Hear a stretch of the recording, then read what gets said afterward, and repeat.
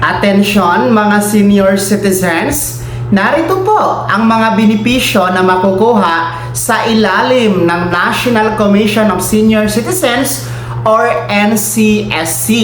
Merong mga cash gift dito na makukuha. Iyan ang ating ihahatid sa inyo. Hello mga ka-vlogs! Welcome sa aking YouTube channel at welcome sa ating official Facebook page. Saan ka man nanonood, kumusta? Well, eto para sa ating mga senior citizens at yung ating mga nakakatanda na rehistrado na sa NCSC database. Well, atin pong ihahatid sa inyo ang mga benepisyo na makukuha under the NCSC. Well, ano nga ba ang NCSC o National Commission of Senior Citizens? Ito po ang ahensya ng gobyerno sa ilalim ng Office of the President, no? Ito ay bago pa lamang at pinakabata na ahensya ng gobyerno dahil ito po ay tinatag at nilikha noon pang 2019, no? Ang layunin kasi ng NCSC ay siya po ang mamamahala sa lahat ng mga benepisyo at serbisyong mga programa para sa mga nakakatanda. Dati kasi nasa DSWD ang lahat ng mga senior citizen benefits dahil nga po sa lawak ng jurisdiction o sakop ng mga hinahatiran ng programa ng DSWD, kaya nga po nilikha ang NCSC para siya na talaga yung sulong mamamahala sa lahat ng mga benepisyo, programa at serbisyo para sa mga nakakatanda. Well, anyway, ang NCSC merong database kung saan ang database na yan inaanyayahan ang lahat ng mga nagkakatanda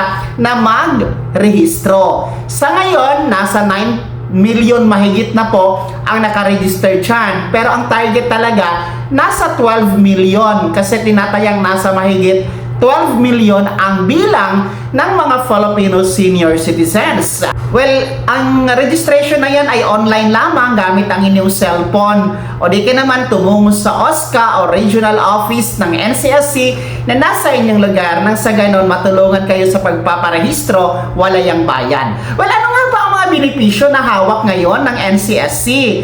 Alam nyo ba na meron pong dalawang cash gift na hawak ng NCSC na nagsimula noong Enero 1, 2025. Well, una, ito po yung ating Expanded Centenarian Act Cash Benefit o yung Republic Act 11982. Ito po ang pinaka-bagong batas na benepisyo para sa ating mga nakakatanda. Well, ang Expanded Centenarian Act Cash Benefit, nagbibigay po ito ng 10,000 piso na cash gift sa ating mga nakakatanda kung kayo ay aabot sa edad na 80, 85, 90 or 95 years old, no? Insakto yan, walang labis, walang kulang. 80, 85, 90 or 95 years old.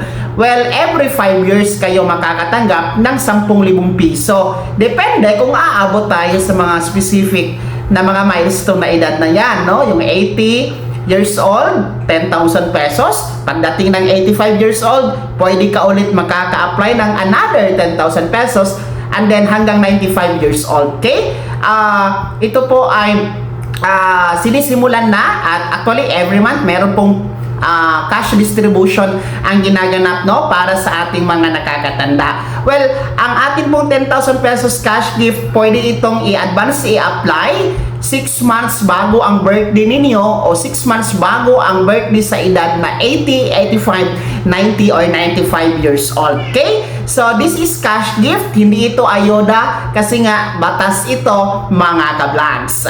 Para sa pag-apply dito, lumapit lamang kayo, pumunta sa OSCA office na nasa LGU ninyo dahil doon po ang pagtanggap ng inyong aplikasyon. Pero ang proseso ng evaluation ay sa NCSC na po yan. Una yan na benepisyo, 10,000 pesos cash gift. Pangalawa, yung atin pong Centenarian Act of 2016. Ano naman itong Centenarian Act of 2016? Kung ikaw ay aabot sa edad na 100 years old, bibigyan ka din ng gobyerno under NCSC ng 100,000 pesos. Ito po ay para sa mga centenarian, mga ka-vlogs, no? Kung aabot ka ng centenarian age o 100 years old. Well, kaya nga po, meron tayong Expanded Centenarian Act cash benefit, yung kanina, yung una na 10,000 piso for 80, 85, 90, and 95 years old kasi nga hindi naman lahat nakakarating sa 100 years old. So,